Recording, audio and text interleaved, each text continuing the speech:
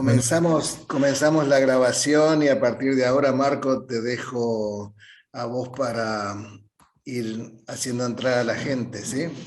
sí, ok. Bueno, enseguida vamos a dar ya la bienvenida oficial a Juan Carlos, que nos va a estar acompañando con un tema magnífico relacionado con coaching de equipos para pequeña y mediana empresa. Mientras tanto, pongamos por favor nuestros micrófonos apagados y vamos a hacer un ciclo de preguntas y respuestas al final. La conferencia va a durar alrededor de 1 hora 10 más o menos y después vamos a tener un espacio para preguntas. Pero bueno, compartamos las preguntas por medio del chat y pues a lo mejor alguna de las preguntas Juan Carlos nos la puede contestar de una vez. Pero bueno, antes de ya darle la presentación oficial a Juan Carlos, nuestro expositor especial, vamos a darle un espacio a Sandra Rosso, que nos acompaña desde Colombia. Es la presidenta de FICOP. Así que, Sandra, adelante. Marco, querido, muchísimas gracias. Y querida comunidad, qué lindo tenerles acá en estos jueves con la FICOP de formación continua, donde, como ustedes saben, estamos en el mes del coaching de equipos. Y aquí tenemos a un expositor fantástico y quiero compartirles algo de él, Juan Carlos Acosta. Juan Carlos, le comparto que hasta hace más o menos una semana o un poco más, terminó de ser el presidente de la Asociación de Coaches Ontológicos de Paraguay. Una excelente persona con un corazón de oro y ha sido un líder y un ejecutivo de grandes organizaciones de Latinoamérica muy importantes. Pero de verdad, Juanca, me alegra muchísimo, van a aprender muchísimo de él porque es un experto precisamente de trabajar en pymes, en micro, pequeñas y medianas empresas, que como les poníamos ahí, son el 90% del entramado empresarial. Así que precisamente es donde están muchas veces los grandes desafíos que tenemos como coaches cuando atendemos este tipo de compañías. Así que Juan Carlos, bienvenido. Sí. Muchas gracias. Es muy lindo cuando a uno lo presentan porque siempre hablan bien, así que es lindo escuchar eso. Te agradezco mucho y un verdadero gusto de estar acá frente a ustedes. Soy paraguayo de nacimiento, me crié en la Argentina por si escuchan un acento raro. También viví en Brasil y me casé con una brasileña, viví en Bolivia 8 años y también viví en Colombia, así que tengo ahí como un recorrido. Y un año en Uruguay. Así que muy contento de estar en mi país de nuevo y viviendo esta etapa. Cuando Sandra me llamó, me pareció así como muy interesante porque el coaching de equipos es como cuando empecé a caminarlo, me empecé a enfrentar con mucha diversidad de todo tipo. Y también me empecé a enfrentar con cómo muchas veces los equipos sentían como que no se interrelacionaban con el medio en el que estaban. Entonces hoy voy a tratar de abordar esto del coaching de equipo dentro de los contextos donde estamos actuando. ¿Ok? Así que voy a compartir un poquito. Creo que estoy como para compartir, ¿verdad? Sí. Ok. Si me pueden decir si empiezan a ver, les voy a agradecer muchísimo. A ver. Hola, hola. Todavía no lo estoy viendo, pero estamos esperando a ver. Un momentito. Es como que está... Es como que está...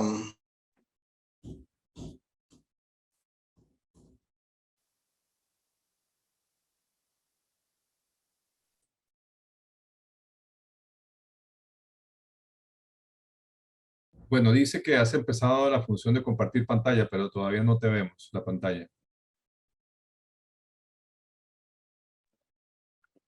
Juanca, te congelaste. Yo creo que Juan Carlos se Ah, congeló. parece que se congeló, sí. Vamos a esperar entonces un momentito. Si quieres, Marco, vas compartiendo la hoja de vida de Juan Sí, cómo Carlos. no. Cómo no, mientras se nos vuelve a conectar, quería aprovechar y contarles un poco sobre la vida de Juan Carlos. Él tiene más de 25 años de experiencia en organizaciones con y sin fines de lucro. Es docente universitario y participó del curso de persuasión de un profesor de la Universidad de Harvard, Gary Oren, certificado como coach ontológico, y él es Master Coach Ontológico acreditado por la APCO y FICOP. Y él, como les contaba Sandra, él ha sido presidente de la APCO en Paraguay, la Asociación Paraguaya de Coaches Ontológicos, y director del grupo Recrearte, que es una escuela de liderazgo y coaching con alumnos de coaching en 3 países. Y bueno, él tiene mucho énfasis en el tema de gestión de cambio, y es mentor de gerentes generales y dueños de empresa, empresario y miembros de juntas directivas de varias sociedades anónimas y organizaciones sin fines de lucro. Así que vamos a ver si ya se nos volvió a conectar Juan Carlos. Vamos a ver si lo tenemos por acá. Si no, pues entonces vamos un poco hablando de pues, el compromiso que tiene la FICOP con el tema de formación y el futuro de la profesión de coaching ontológico. Vamos a ver. Dime tú, Sandra, ¿tú ves que ya haya ingresado todavía Juan Carlos o no? No, todavía veo que no. Me estaba diciendo precisamente que como que se le cayó el internet, pero ya como que lo está gestionando. ¿Qué te parece, Sandra, si nos cuentas un poquito de las otras experiencias de capacitación que han habido previamente sobre este tema?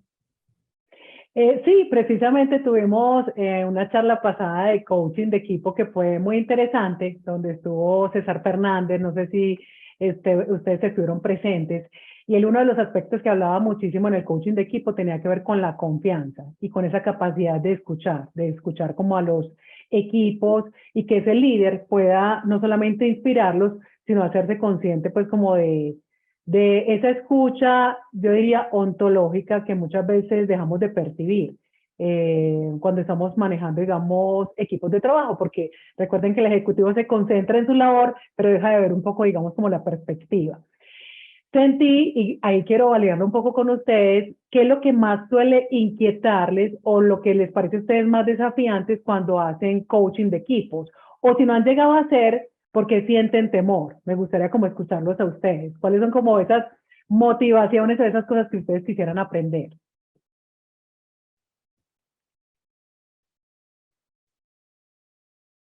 Bueno, te comparto algo mientras alguien más interviene, que justo hace poco estaba repasando una charla de Rafael Echeverría donde hablaba de las competencias lingüísticas, y la primera que él mencionó, aquí está Juan Carlos, y la primera que él mencionó es escuchar. Y yo creo que esa es la necesidad que tenemos todos, de ser escuchados, y en los equipos no es una excepción, ¿verdad? Así que bueno, aquí yo creo que ya tenemos nuevamente a Juan Carlos. Habría que darle la posibilidad de que comparta su pantalla. Vamos a ver. Hiciste una pregunta y a mí me Sí, gustaría claro, eso acotar. Claro que sí. exacto. Gracias porque no es un quiebre, es un ejercicio para ver si mis compañeros trabajaban en equipo conmigo. Fue una simulación. Juanca, pero discúlpame antes de que arranques, es que había hecho una pregunta de qué era lo que más les inquietaba para trabajar coaching en equipos, o cuando lo hacían, o si no lo habían llegado a hacer, cuáles eran esas inquietudes. Entonces por acá veo que nos responden. Yo había levantado la mano, no sé Claro. Perfecto. Adelante. si me escuchan. Sí, te estamos escuchando.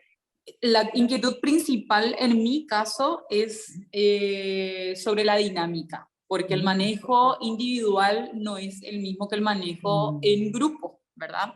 Entonces sucede lo mismo para la aplicación del coaching, según entiendo. Eso hace que yo esté presente acá.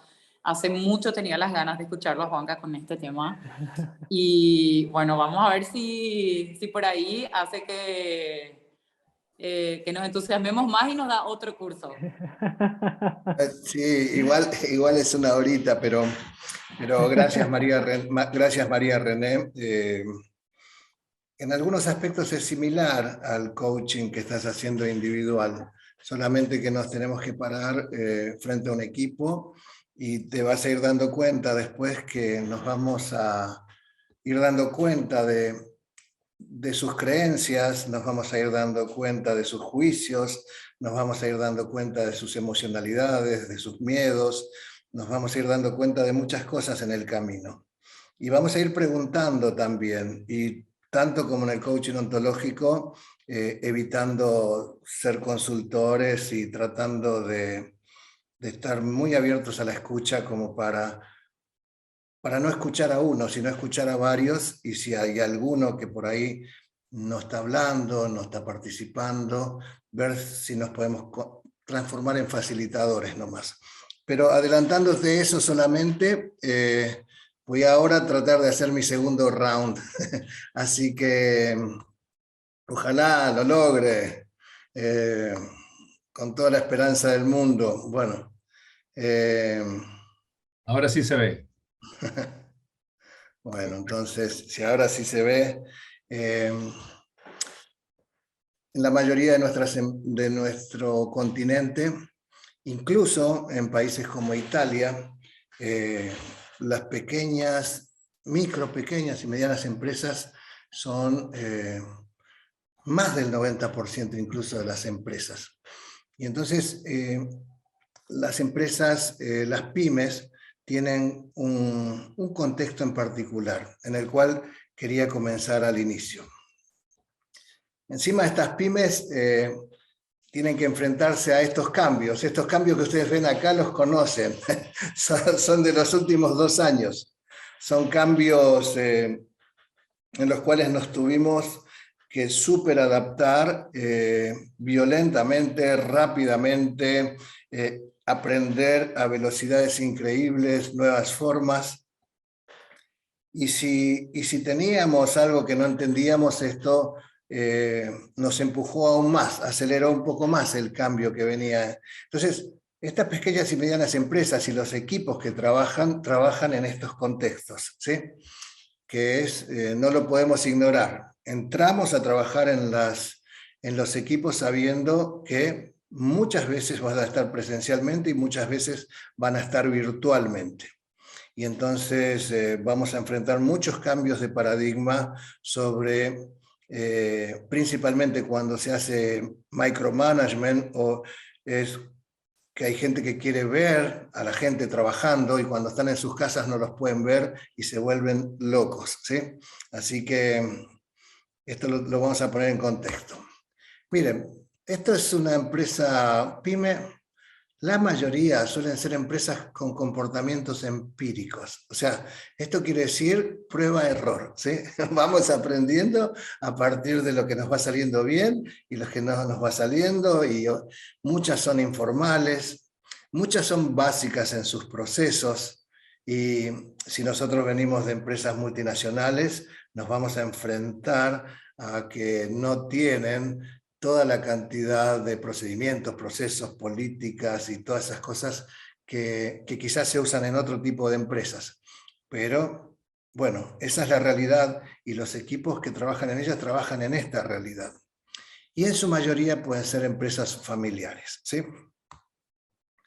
Entonces, pero no es solo eso. Pueden ser que algunas sean básicas, pero por ejemplo también tenemos pequeñas empresas que están fundadas en lo último de la tecnología, que son sofisticadas, que tienen base científica, o sea, porque hay de todo en esta organización. Entonces, vamos a entrar muy abiertos como cuando entramos con un coachee, a ver cómo nos sorprende la vida y cómo nos sorprende esta empresa, ¿sí? Entonces entramos y vamos a ver con qué nos encontramos.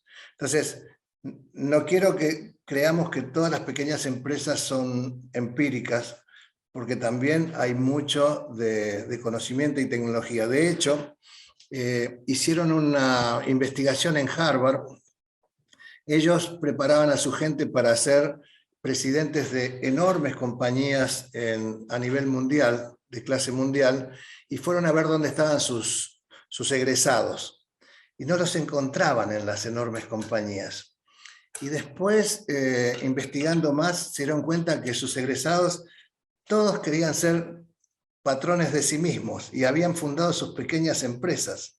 Entonces, y medianas empresas, después se transformarían en grandes, pero digamos que puede haber mucho de empírico, pero puede haber mucho de preparación en estas empresas que están acá. ¿Ok? Ahí veo que hay 2 personas esperando para entrar. Bueno, hay unos movimientos paradigmáticos que están sucediendo. Y lo quiero poner acá porque no nos podemos abstraer, porque nosotros en las conversaciones que abramos, vamos a ir empujando a los equipos a tener conversaciones de distintos tipos de temas. Pero básicamente los tenemos que llevar a interrelacionarse con el medio en el que están viviendo, porque en ese medio es donde van a tener que ser exitosos. Entonces, por ejemplo, a nivel mundial, vamos cambiando del lucro al propósito. O sea, el tema del propósito es un tema clave, y es un tema clave para los millennials y para los centennials. Por ejemplo, yo tengo un emprendimiento, y en ese emprendimiento le pedí a mi hijo del medio si me podía ayudar, y él me dijo, te puedo ayudar si no cortás los árboles de este terreno.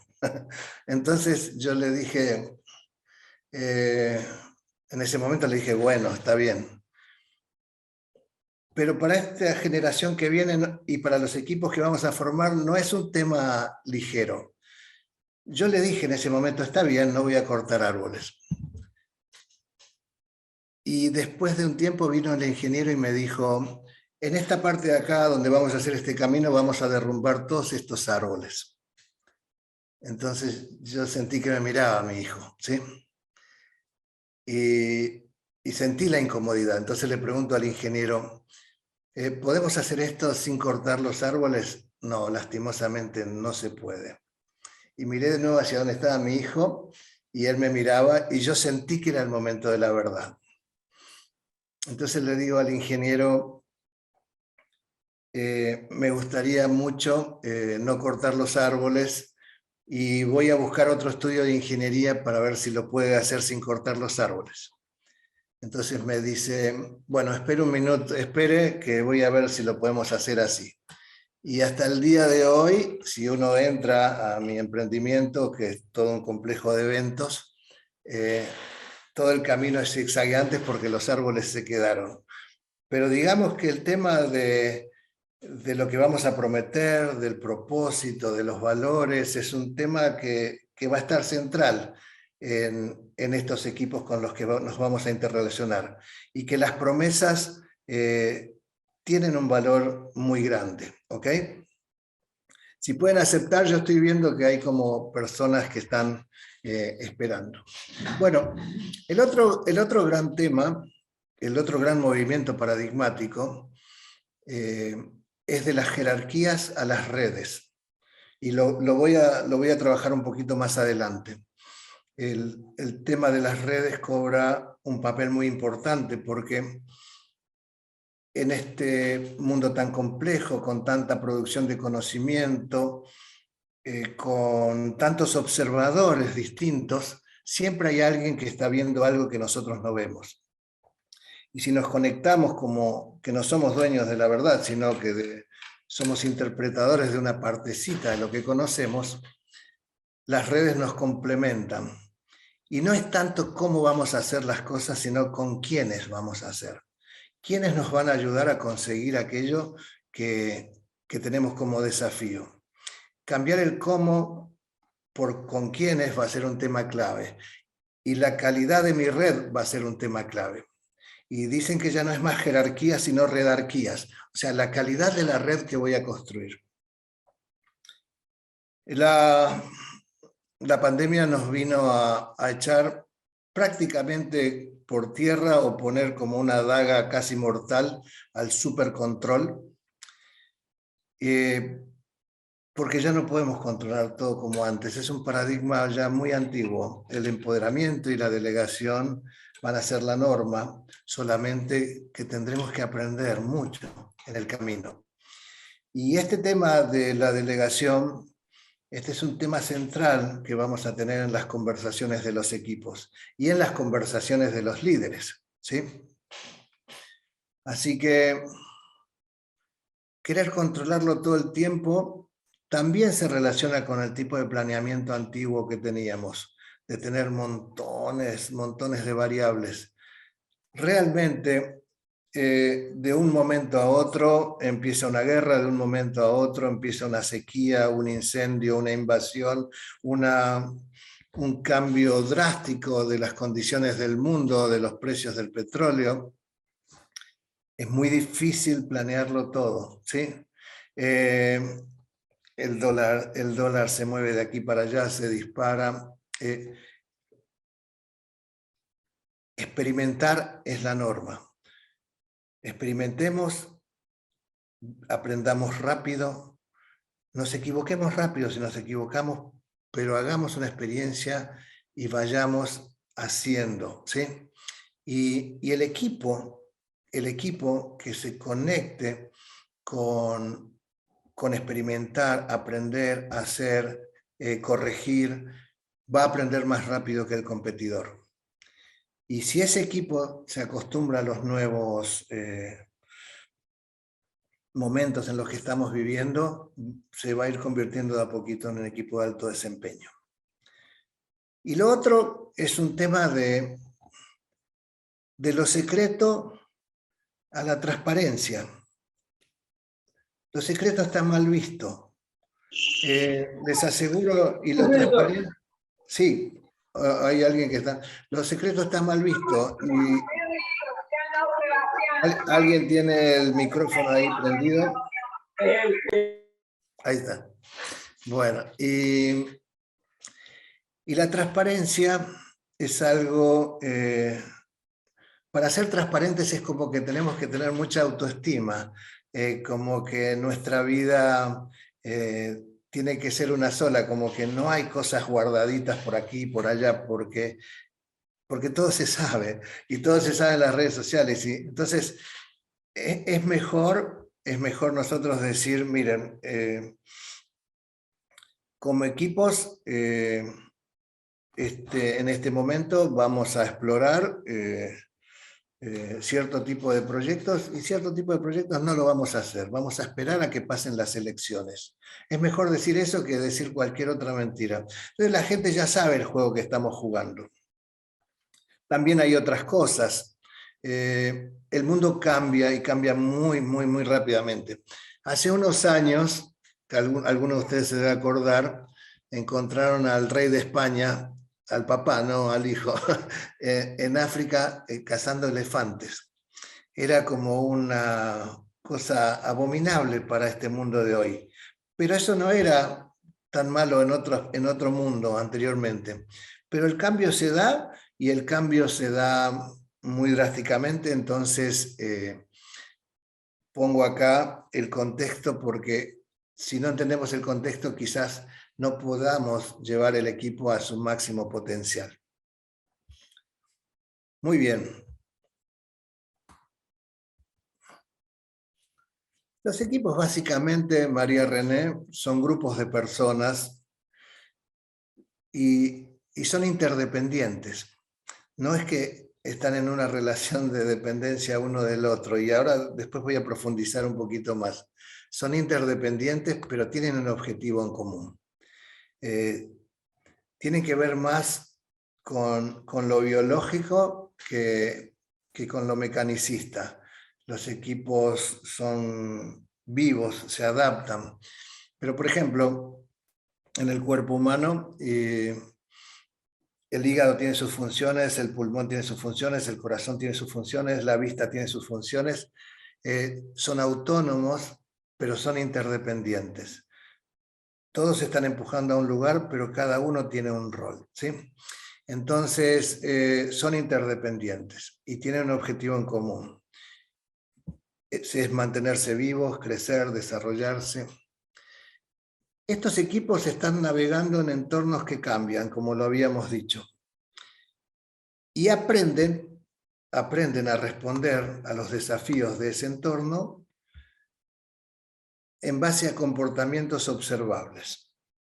O sea, nosotros lo que vamos a ver de afuera siempre son comportamientos observables, siempre. O sea, las personas no ven nuestras intenciones, no ven nuestras estrategias, no ven, o sea, cuando nosotros lleguemos como coaches a una empresa y nos recibe un grupo de 5 o 6 personas, a los pocos segundos nos vamos a dar cuenta de muchas cosas como coaches. Vamos a hacer una pregunta muy abierta.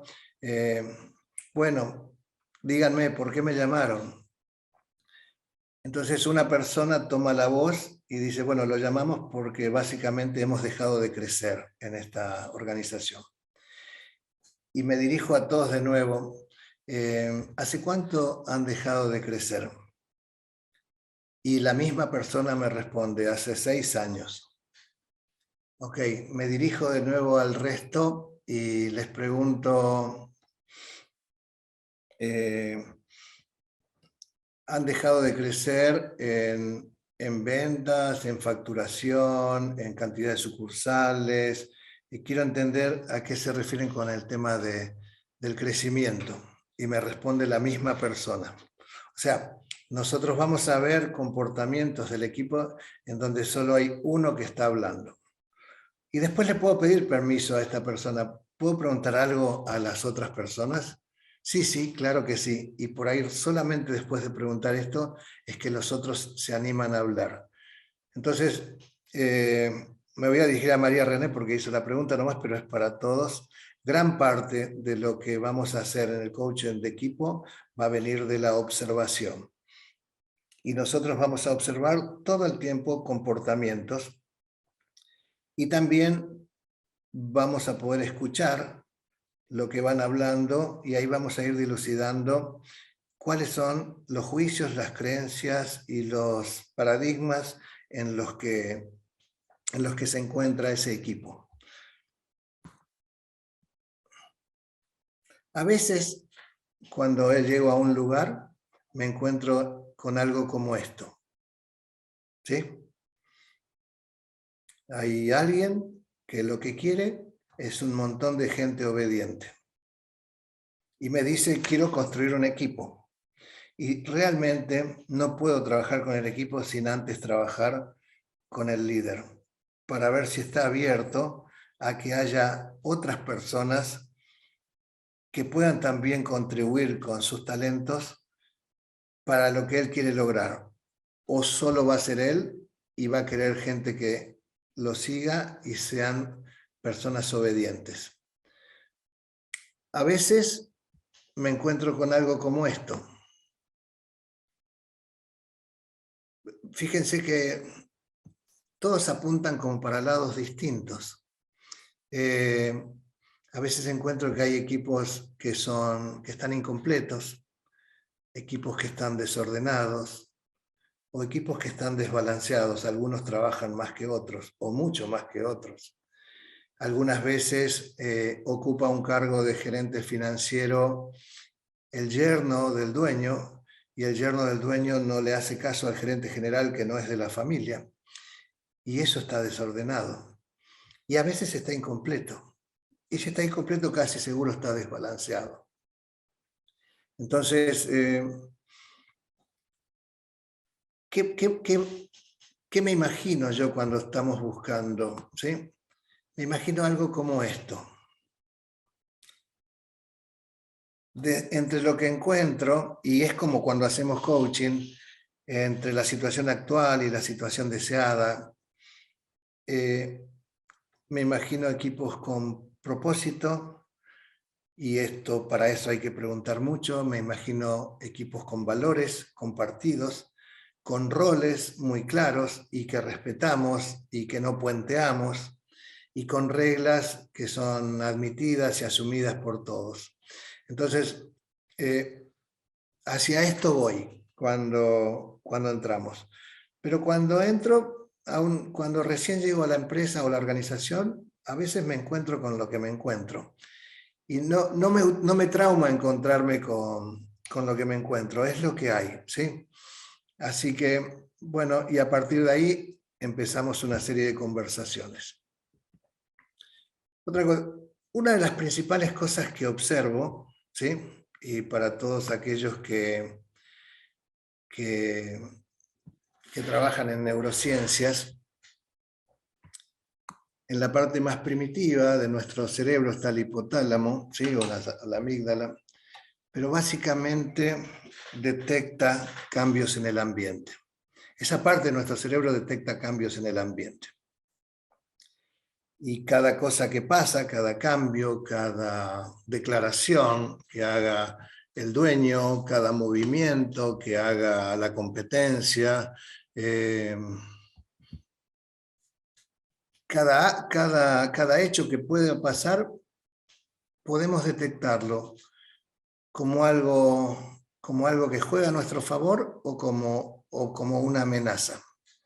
Entonces, nuestro cerebro además tiene una capa que es el cerebro límbico, que de alguna forma, mediante nuestro lenguaje corporal, le muestra a la gente lo que está detectando en el ambiente, y a veces detecta miedo, a veces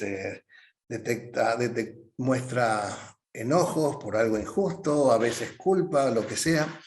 Entonces, pero otra parte del cerebro que tenemos, que está acá adelante, que se llama córtex, que es lo más desarrollado y evolucionado que tenemos, y es capaz de hacer cálculos complejos, estrategias, tener pensamiento abstracto. Digamos que casi todo lo que evaluamos en recursos humanos para que alguien entre, tiene que ver con esos conocimientos que trae. Hay una trampita. El córtex y lo más lúcido de nosotros se anula cuando entramos en el modo amenaza, ¿sí? Cuando entramos en el modo amenaza solo buscamos sobrevivir. Entonces, imagínense que en una empresa la cultura es la siguiente. Siempre que vamos a despedir a alguien, lo despedimos el viernes de tarde. Y normalmente solemos despedir cada tanto. Entonces, yo estoy trabajando, suena mi teléfono el viernes a las 2:30 de la tarde. Y me dicen, o le dicen a ustedes, queremos que suba para el Departamento de Recursos Humanos o de Talento Humano, como se llame, y que tenemos que hablar con usted y comunicarle algo. Solo eso. Lo esperamos en media hora. En ese momento se activa el modo amenaza y empezamos a pensar, ¿por qué tuvo que tomar ese préstamo tan caro? Porque justo fui a inscribir a mis hijos en esa escuela que sale una fortuna. ¿A quién conozco? ¿A quién conozco? ¿A quién conozco en otro lado? Tengo que hacer mi currículum. Estoy pensando en cómo sobrevivir. Una vez que se activa el modo amenaza, solo pienso en sobrevivir. E imagínense lo siguiente, que pasa un amigo de ustedes, un compañero de ustedes, un colega, y les dice lo siguiente: qué suerte que te encuentro. ¿Me ayudarías a generar una estrategia ganadora para la empresa? ¿Qué creen que le diría a esta persona? Juan Carlos, aprovechando un poquito en el chat, tenemos varias intervenciones y Ok. algunos comentarios muy valiosos, y había uno que tiene que ver con algo específico que dijiste. Sí. Dicen, indicas que comienzas conversaciones con el equipo, y creo que son estos temas, ¿verdad? Que tienen que ver con Sí. la figura fuerte de la autoridad y demás. Y entonces la pregunta concreta es, ¿con qué conversaciones partes? Muy bien, muy bien. Les voy a... termino esta idea y ya contesto eso, ¿sí? Bueno, entonces, cuando alguien viene y me pregunta para crear alguna estrategia, yo estoy en el modo amenaza, no quiero ayudarlo, solo quiero sobrevivir. Y si la organización y el equipo necesitan resultados extraordinarios, necesitamos lo más lúcido del equipo. pero lo más lúcido no se da cuando hay miedo en el equipo, ¿sí? Entonces, esto yo lo puedo ver cuando la gente no quiere hablar, lo podemos observar si... Por eso es tan importante trabajar en el clima organizacional, por eso es tan estratégico trabajar en el clima organizacional. Bueno, y respondiendo a la pregunta que me hacía Marco.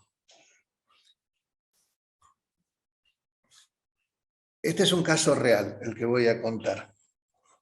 Me llaman de una organización y me dicen lo que les conté recién. Lo hemos llamado porque hemos dejado de crecer y de alguna forma hemos contratado consultores, hemos contratado, pero seguimos sin crecer. Ok, entonces yo había tenido una conversación inicial con la gerente general que me pidió que vaya a reunirme con este equipo, ¿sí? Que era como el presidente, la gerente general y como la primera línea de mando. Entonces, cuando me voy, y yo le pedí a la gerente general, me gustaría encontrarme con el equipo. Cuando les pregunto, ¿hace cuánto dejaron de crecer? Me dijeron 6 años. Y voy a dejar de compartir, así los puedo ver un poquitito. Y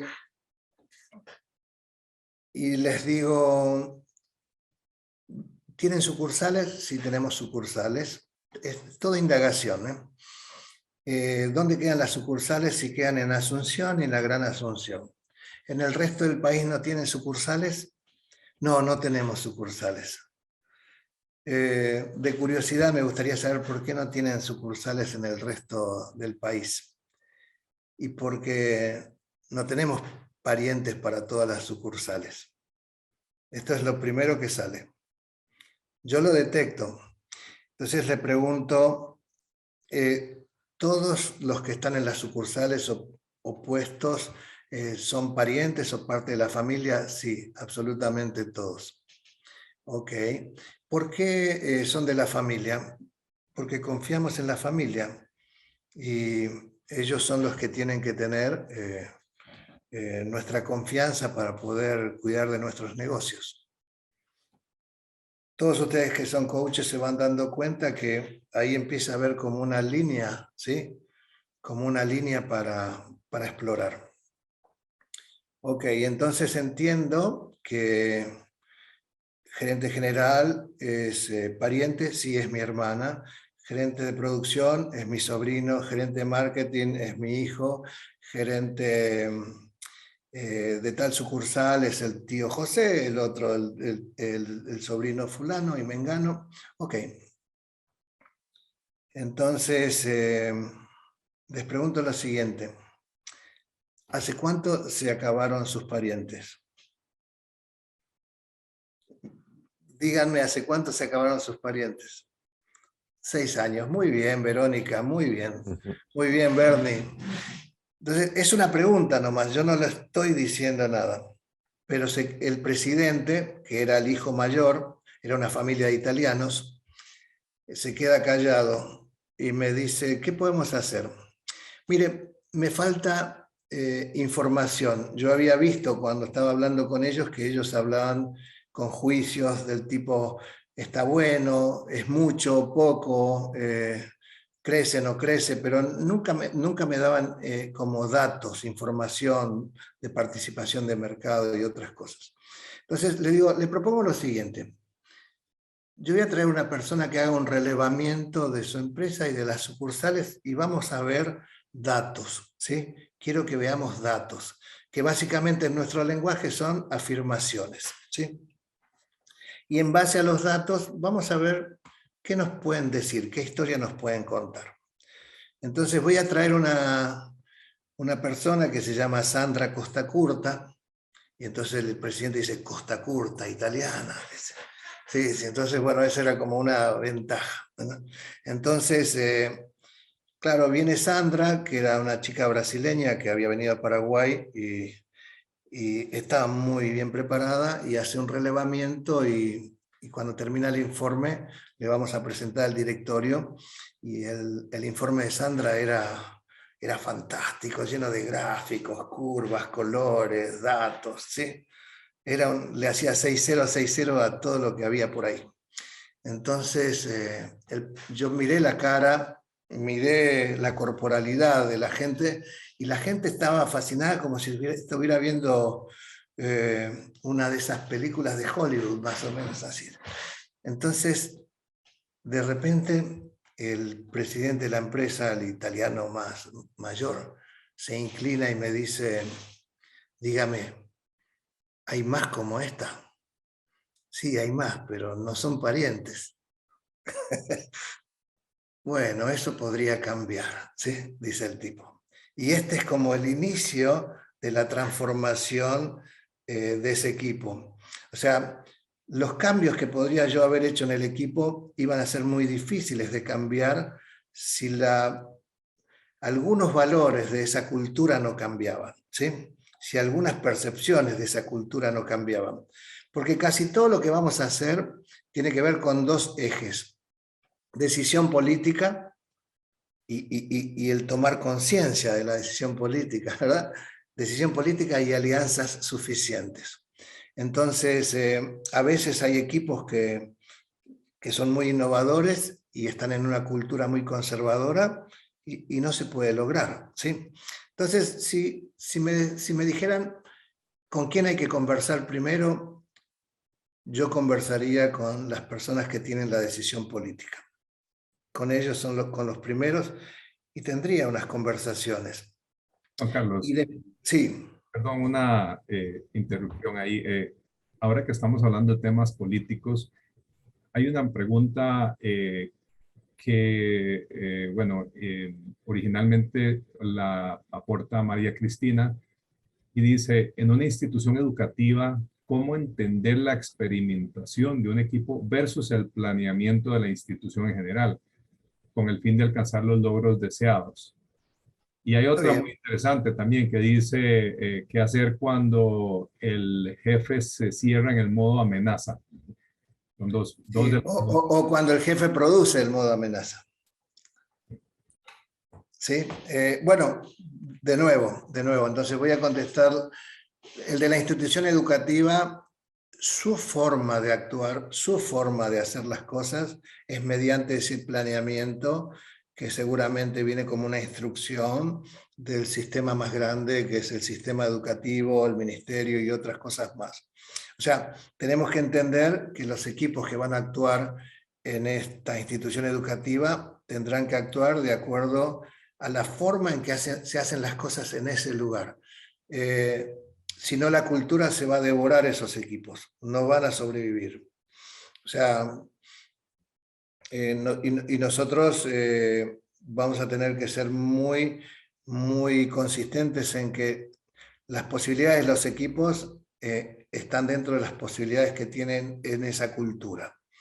Entonces, finalmente, los equipos más exitosos son los que de alguna forma se animan a plantear cuáles son los aspectos de la cultura que tendríamos que cambiar para seguir viviendo en el nuevo entorno, ¿sí? Que es un tema de adaptación. Y con respecto a los jefes que producen el modo amenaza, estos jefes existen porque quieren un supercontrol, están como en un paradigma antiguo y ellos piensan que si la gente tiene miedo es mejor. Ellos tienen esa creencia. Es como un juicio maestro que tienen. Si la gente tiene miedo me va a respetar y va a hacer lo que yo le digo. Es probable que lo haga, pero no va a sacar ni el 30% de todo el potencial de la gente que tiene. Y cuando vengan los equipos que trabajan en otros paradigmas, donde trabajan al máximo de su potencial, van a terminar desapareciendo, porque finalmente es un tema de adaptación. O sea, sobrevivimos o morimos porque somos capaces de adaptarnos o no. Hay gente que no se va dando cuenta. Y lo que está sucediendo en muchas organizaciones es que empiezan a cambiar los jefes que producen el modo amenaza y van empezando a colocar jefes que tienen más cualidades de habilidades blandas. Y les aseguro que las empresas que hacen selección de líderes en este momento de recursos humanos, la mayoría de la batería de los tests están orientados a ver las habilidades blandas que tienen esos líderes que van a contratar. Entonces, si me dijeran qué pasa con esos líderes que todavía producen el modo de amenaza, todavía están en algunas culturas, pero en un tiempo van a verse muy comprometidos porque hoy los millennials ni los centennials se te quedan, se te van, te dejan de una. O sea, y cuando la rotación y el costo de selección, porque no me dura ninguno, me empiece a pegar en mis indicadores, voy a estar en problemas, ¿sí? Esto es lo que les podría decir. Voy a volver un poquitito, quiero mostrarle algo más. Entonces, el modo amenaza lo vamos a tener nosotros como coaches por observación. Cuando empecemos a hablar, vamos a poder percibir equipos que hablan muy libremente, que pueden expresarse, que pueden opinar, y equipos que no lo hacen, ¿sí? Solamente es algo que vamos a dejar en un carrito para ir tratándolo después. Porque una de las cosas que vamos a tener que hacer es cómo hacemos que la gente empiece a contribuir cada uno con su mayor potencial, ¿sí? Bueno.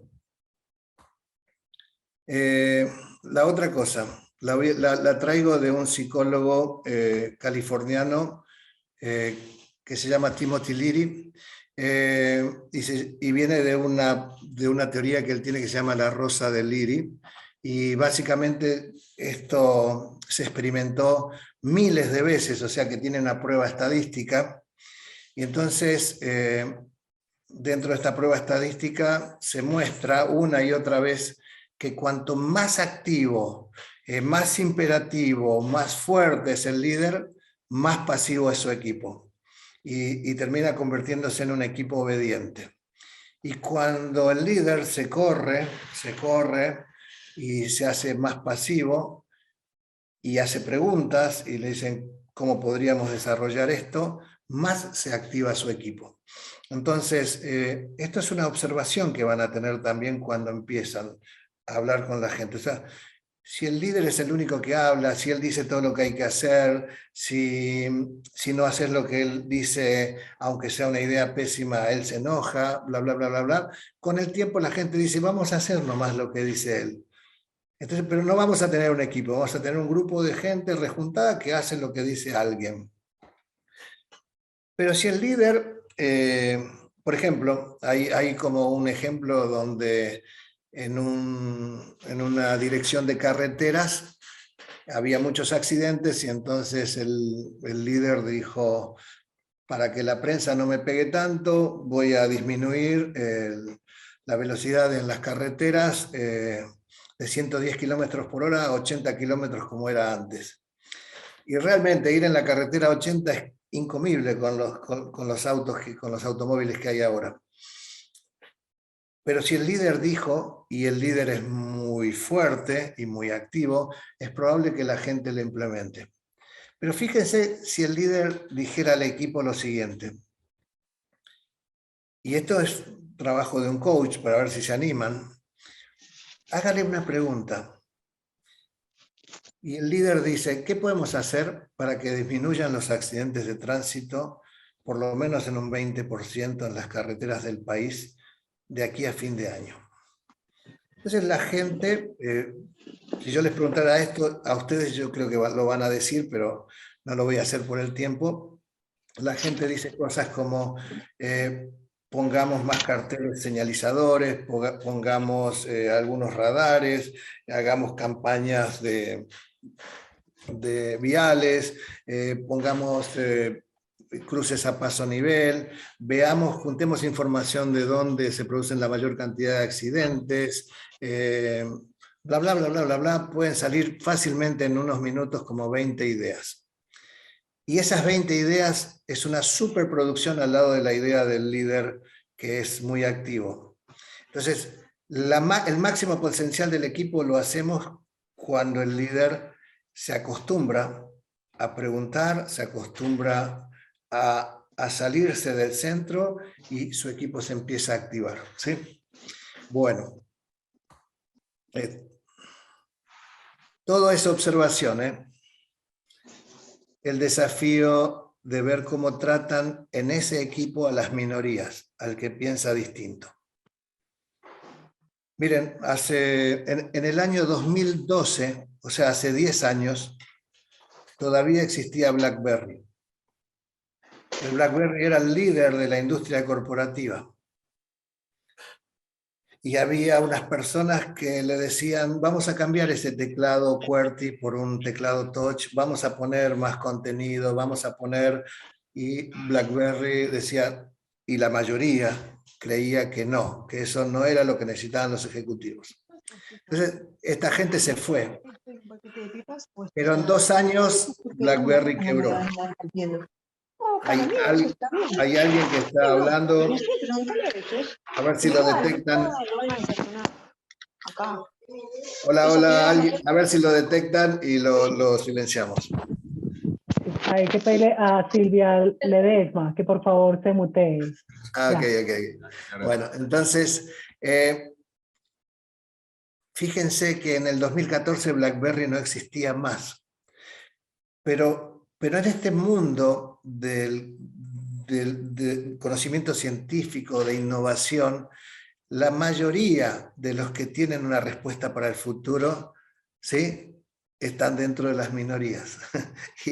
Y lo que tenemos como costumbre muchas veces es aplastar a las minorías. ¿Qué está viendo esta minoría que yo no puedo ver? Miren, yo trabajé en una empresa de telecomunicaciones. De hecho, la central de esa empresa en Colombia está en tu ciudad, Sandrita. Y en un momento, el paradigma de esta empresa era el que tuviera más antenas gana la batalla competitiva. Entonces invertíamos. Entonces viene el regulador y dice, ¿saben qué? No les vamos a dar más permisos para poner antenas porque la gente está podrida. Ustedes dicen que produce cáncer y los municipios ya están cansados, así que los vamos a hacer compartir sus antenas. Y eso era como inadmisible, ¿sí? En nuestro paradigma. Entonces contratamos abogados para ir a una guerra regulatoria. Había tambores de guerra, pintura de guerra, nos íbamos a la guerra regulatoria. Y una persona que era el gerente de relaciones institucionales dice, yo lo veo distinto, pero ya nos íbamos a la guerra nosotros, ya íbamos a la guerra, ya teníamos los abogados, todo. No podés venir hasta ahora a decir eso, no te vamos a hacer caso, pero en serio, escúchenme un poquito porque realmente creo que vamos a cometer un error. Nos quedamos escuchando al gerente, al vicepresidente regulatorio un poquitito y dijo, miren, cuando ponemos una antena nosotros hacemos un estudio de la cantidad de gente que hay, los megas o minutos que van a usar, lo multiplicamos por una tarifa y ahí vemos si es rentable o no. Pero si esto es cierto, en nuestras antenas van a pasar el doble o el triple de minutos o megas de lo que calculamos. O sea, que nos vamos a llenar de plata si negociamos bien el costo de interconexión. Y vamos a llevar un bono a nuestros bolsillos gigante. Entonces, cuando él nos dijo eso, sacamos a todos los abogados, ¿sí?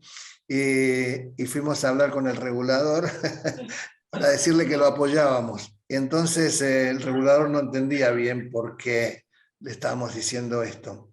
Pero finalmente, y hasta ahora, la norma de la industria es que casi todos comparten sus sitios, ¿sí? Y se llama co-site, la estrategia. Pero esto es porque hay alguien que está viendo algo que nosotros ya no vemos.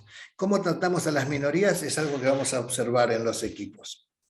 Juan Carlos, relevante a cada persona como una antena en Sí, la organización que está capturando información y que a lo mejor es diferente cada cosa que esas personas.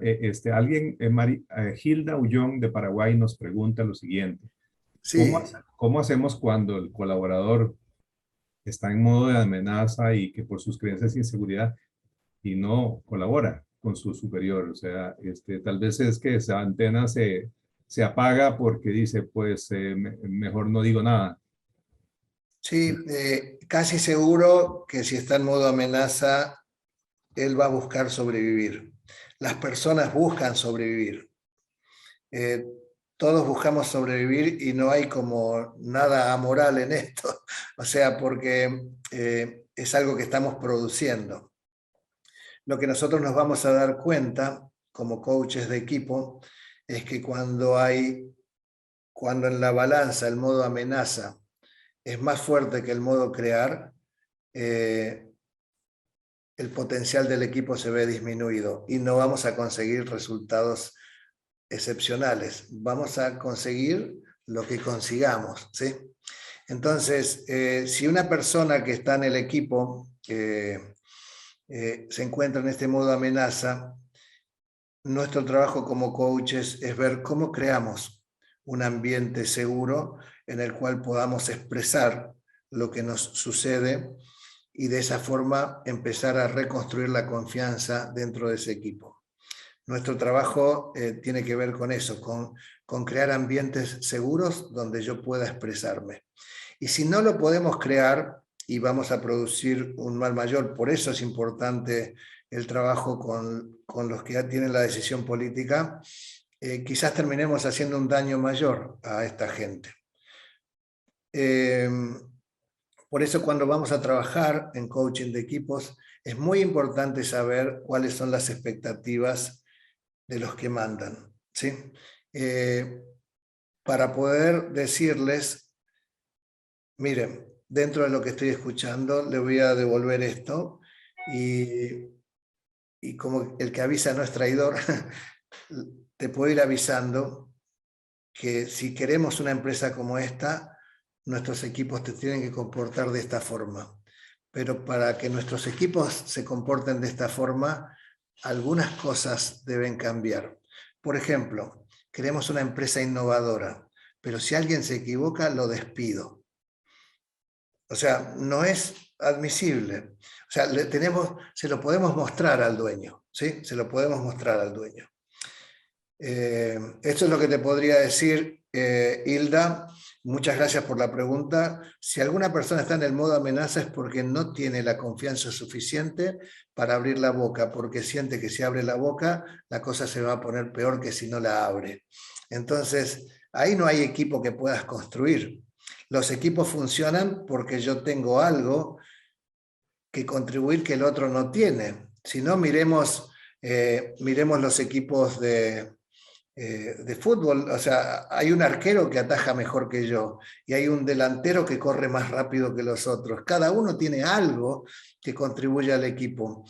Pero si yo no me animo a poner mis talentos en función del equipo porque tengo miedo y estoy en modo amenaza, no hay forma de construir un equipo. Se lo tenemos que mostrar a los que están mandando.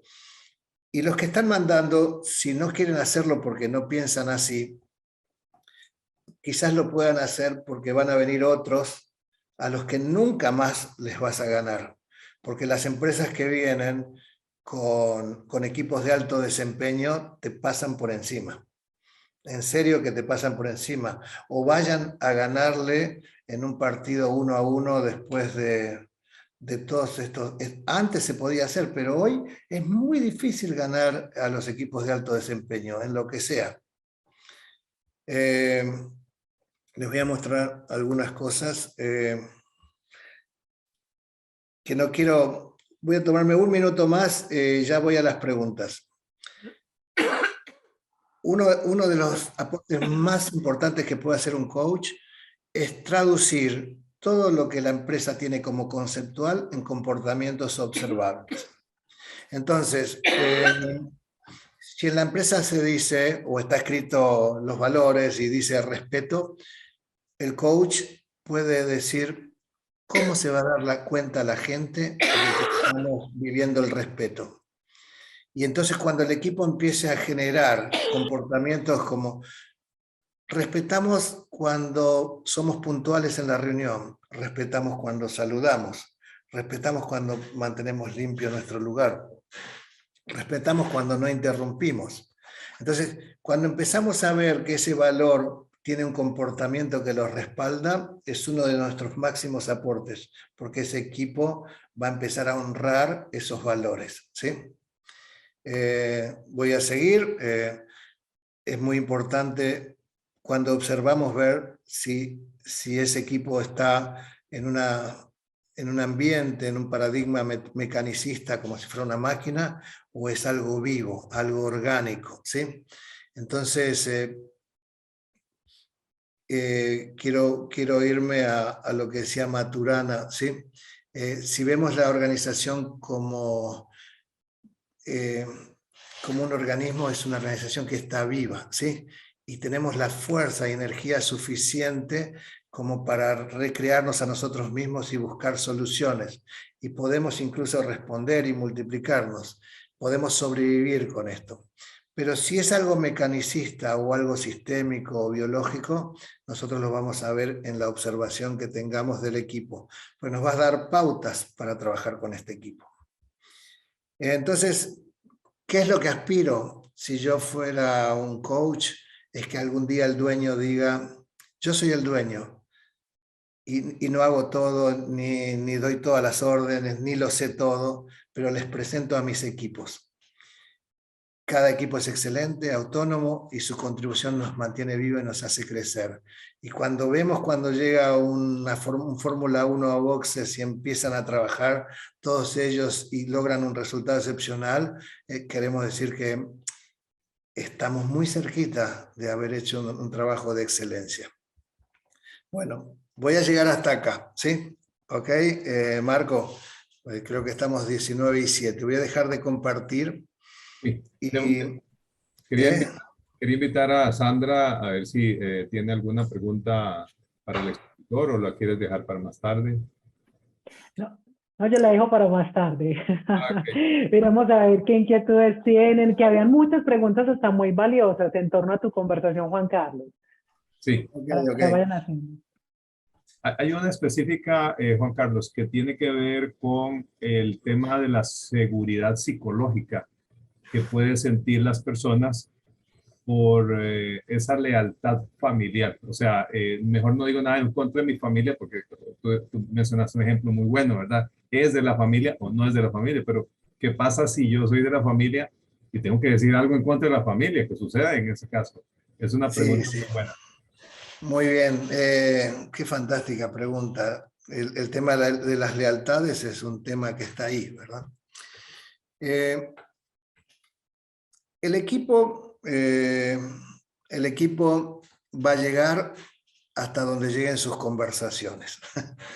Y de la calidad de las conversaciones van a ser la calidad de los resultados que consigan, ¿sí? Esto quiero que lo graben. Entonces, es muy probable que en ese lugar se hable de muchas cosas, pero que sus conversaciones no tengan como, no aborden aquello que es importante, ¿sí?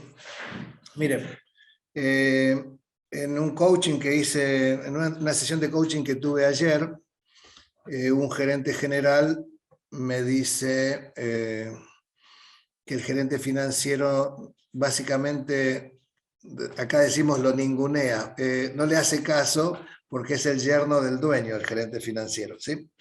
Y el otro es el gerente general y siente como que lo puentean o que no tiene autoridad o que... Entonces, él tiene que tener una conversación con el gerente financiero y tiene que tener una conversación con el dueño, porque de alguna forma la figura del dueño también está influyendo en la realidad. Pero él habla de muchas cosas, pero de lo que tiene que hablar no habla. Tiene como cierto temor, ¿sí? Pero en realidad no hay otra cosa más importante de la que hablar que de cómo hacemos para ordenarnos y para que el equipo que depende de mí como gerente general esté alineado para conseguir los resultados. Y yo observo y siento que vos no estás alineado y haces lo que te parece y esto no nos produce sinergia. Esa es la única conversación importante, ¿sí? Pero nosotros muchas veces esquivamos la conversación importante. Entonces, mi rol como coach muchas veces es ver cómo generamos las condiciones para que nos animemos a tener las conversaciones. Fíjense que una de las cosas más difíciles para la mayoría de las personas es pedir aumento de salario para sí mismo, ¿sí? Es dificilísimo. Entonces, imagínense lo siguiente. Yo estoy desayunando a la mañana un cafecito para despertarme. Viene mi señora y me dice, tenés que decirle a tu jefe que te pague más. Bueno, está bien, lo hablamos después. No, vos siempre decís eso y nunca me haces caso. Está bien, ya te entendí.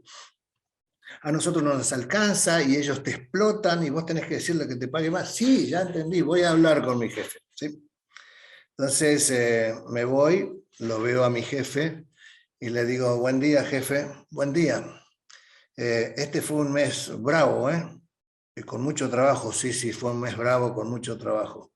Nos hemos quedado sábados y domingos e incluso después de hora. Sí, así fue este mes, dice el jefe. Yo supongo que eso la empresa lo valora. Claro que lo valora. ¿Cómo no lo va a valorar? Bueno, buenos días. Se va. Y llega la tarde y le dice la señora, ¿hablaste con tu jefe? Le di a entender. Le di a entender que es una conversación de porquería, ¿no? No va a lograr nada, no va a producir nada. De la calidad de las conversaciones va a ser la calidad de los resultados. Entonces, nuestro trabajo como coaches es mostrarles, conversar, a veces uno a uno, a veces en equipo, cómo podríamos hacer para ir planteando y creando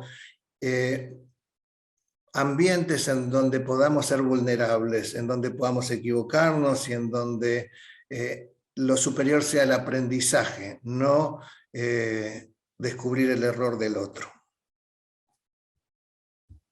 Excelente. Bueno, hay personas preguntando si puedes compartir tu presentación.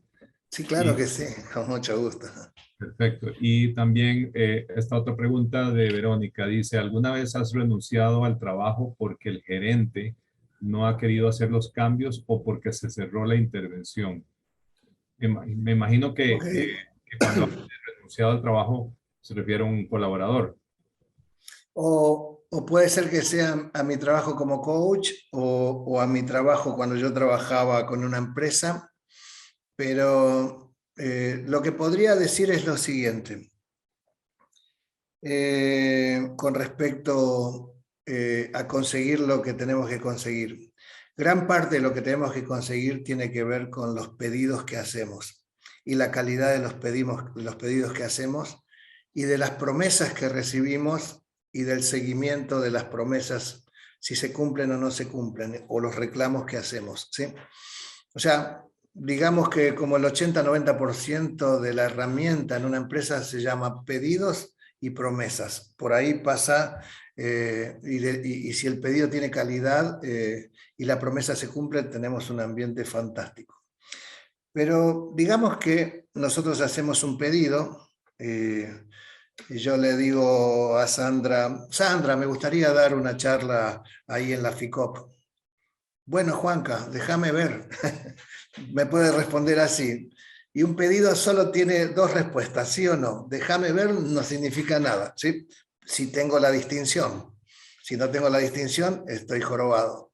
Entonces, no me dijo nada. Entonces, puede ser que mi pedido haya sido, Sandra, me gustaría dar una charla sobre equipos en pequeñas empresas y medianas empresas en la FICOP, y por ahí Sandra me diga, no, Juanca, no es el momento todavía. Puede ser que me diga que no, porque un pedido tiene un sí o un no.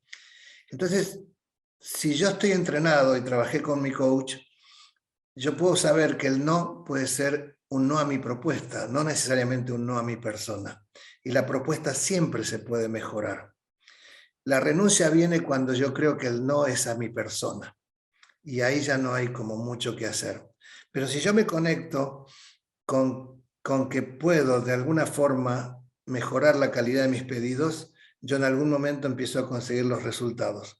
Pero tengo que trabajarlo, ¿sí? Tengo que ir preparándome y tengo que ir viendo cuál va a ser mi resiliencia.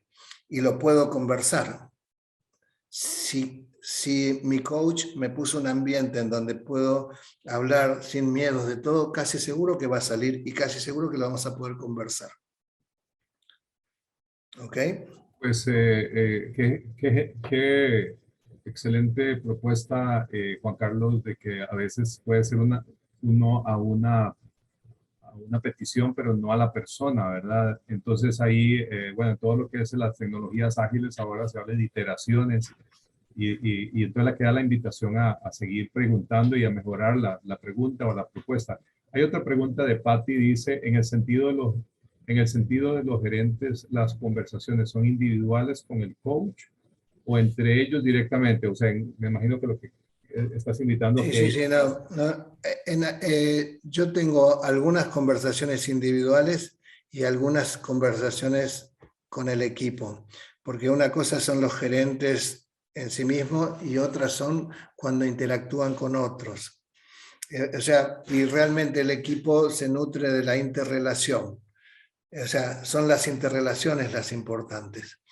Cuando yo me siento en un lugar en conjunto con otros colegas y entramos a la reunión y esa reunión tiene un propósito. Por ejemplo, si el equipo lo desarrolló, hoy vamos a hablar de cuál va a ser la estrategia comercial del segundo semestre del año 2022.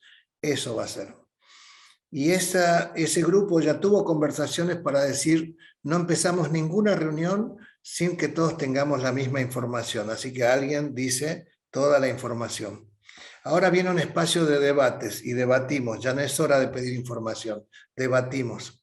Pero es algo a lo que el grupo concluyó, el equipo. Y una vez que debatimos, viene la hora de las decisiones. Y ahí ya no es hora de pedir información, ni es hora de seguir discutiendo. Vamos a ver cuál es la mejor opción. Y ese equipo sale con 3, 4, 5 decisiones, con un plan de acción, y se convierte en un equipo fantástico que llega a acuerdos. Eso es por las normas que tienen, las reglas que tuvieron, cómo entraron, las conversaciones que aceptaron y que comparten y conviven con ellas. Entonces, lo que yo puedo trabajar personalmente es si él tendrá la firmeza para decir sí o no, si tendrá la valentía o la convicción para exponer sus ideas, si va a estar abierto a que alguien pueda ver algo que no es necesariamente lo que él está pensando. Eso lo puedo trabajar individual, pero una vez que entra al equipo, él se interrelaciona. Así que si vamos a ser coaches de equipos, es muy probable que tengamos algunas conversaciones personales con algunas personas, ¿sí? Y otras van a ser observando al equipo. Mucho del éxito del coaching de equipo es observando. Muy bien. Vamos a ver si tenemos alguna otra pregunta. Bueno, muchos agradecimientos. También algunas personas pues, que ya tuvieron que retirarse por tema de otros compromisos. Y bueno, no sé si hay alguna otra. Ahora sí voy con la pregunta mía, Marco. Juanca, no te asustes. Es que ahorita me dijo que te iba a asustar cuando le hiciera la pregunta. Me da miedo. Juanca, mira, como decías tú, los equipos son organismos vivos como somos nosotros. Y Sí. efectivamente son funcionales o disfuncionales. Y esa disfuncionalidad puede ser temporal y situacional, ¿cierto? Cierto. Ahora con la pandemia, después de la pandemia, en estos nuevos entornos Bani, pienso que aparecen nuevas disfunciones y más en las pymes, porque de alguna forma fueron las que más sufrieron a raíz de la pandemia. ¿Qué disfunciones has logrado percibir en los equipos en estos momentos? ¿Y cuáles crees tú que pueden ser los mayores desafíos para un coach ontológico ahí para trabajar con ellos? Sí, la principal disfunción que yo pude observar una y otra vez es que los supervisores, los jefes o los gerentes que están acostumbrados a controlar por observación no lo pueden hacer y tienen que cambiar a controlar por entregables, ¿sí? Y es como que hay un ambiente de confianza en el que hay que crecer. El otro gran tema es que cuando los equipos van a ir a trabajar desde sus casas, si no hay un acuerdo tácito de cada cuánto nos vamos a encontrar presencialmente, que vayan perdiendo el sentido de pertenencia. O sea que necesitamos conectarnos con la manada cada tanto, porque si no nos vamos a quedar aislados. También, básicamente, uno de los cambios más grandes los tiene que hacer el líder al producir conversaciones sobre todo aquello que yo no observo y supongo. Entonces el líder lo que tiene que hacer es cambiar lo que supone por información lo más rápido posible. O sea, Sandra hace 1 hora y media que está en silencio. Supongo que está dormida, ¿sí? Se fue a dormir una siesta. Bueno, si soy un líder así que sospecha. Entonces, no puedo quedarme con lo que supongo y no puedo decidir sobre lo que supongo, ¿sí? Tengo que cambiar la información, la suposición por información lo más rápido posible. Sandra, pude observar que no estás conectada hace como 1 hora y media. ¿Necesitas algo? ¿Hay algo en que te podamos ayudar? ¿Cómo andás con el proyecto? Entonces vos me puedes decir, me desconecté porque necesito apretar el acelerador y me interrumpen tanto que no puedo terminar una etapa decisiva. Así que en 20 minutos yo te voy a enviar un entregable para que lo miremos y ahí vemos si tenemos que corregir algo o ya lo pasamos. Entonces yo cambio lo que supongo de una siesta por una Sandra que se desconectó para poder entregar porque la interrumpen mucho. Entonces esto es lo que va haciendo que en estos ambientes vayamos teniendo aprendizajes y nuevos tipos de convenios sobre cómo trabajar. Juanca, querido, muchísimas gracias, súper valiosa tu charla. Vamos a compartir el video, por favor escriban entonces a ficop.media@gmail.com y bueno, también te hicieron un pedido pues como de la presentación, tú ya la ofreciste, o sea que... Yo te paso la presentación. Perfecto. Y vos la entregás ahí. Perfecto, que escriban por Ficop Media para que se las envíen. A toda la comunidad, muchísimas gracias por estar presente en estos jueves con la Ficop. Juan Carlos, nuevamente muchísimas gracias a ti y Marco también por ser nuestro anfitrión. Que tengan una linda noche. Muchas gracias. Marco, un gusto, muchas gracias por tu acompañamiento, muchas gracias Sandra y a todo el mundo. Un gran abrazo. ¿Sí? Muchas gracias. Muy bien. Muchas gracias. Muchas gracias. Saludos a todos. Muchas gracias, muy buena charla. Muchas gracias, qué lindo escuchar eso.